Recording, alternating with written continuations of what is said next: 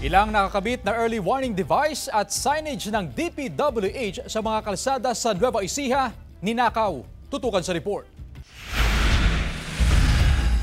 Mga poste at ilang tornilyo na lamang ang makikita sa mga early warning device at signages ng DPWH sa mga bayan ng Rizal, Caranglan at Pantabangan sa Nueva Ecija. Ninanakaw raw ang mga signage. Apektado na raw ang mga motoristang bumabiyahe tuwing gabi lalo na't madilim sa lugar. Ayon sa DPWH, mula December 2024 hanggang February 16, 2025, nasa 171 na ang nawawalang signages sa kahabaan ng Pinagpanaan, Rizal Pantabangan Road, San Jose Rizal Road at Maharlika Highway sa Barangay Hoson, Caranglan, Nueva Ecija.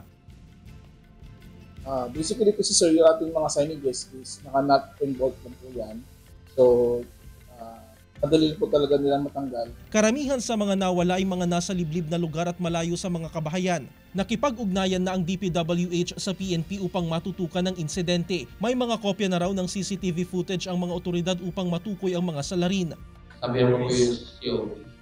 Delikado yun. Pag wala yung signage na yan, lalo sa gabi, delikado sa motor. Barangay din, pero natin itap yung barangay niya. Naglagay muna ng reflectorized stickers ang DPWH upang maging guide ng mga motorista.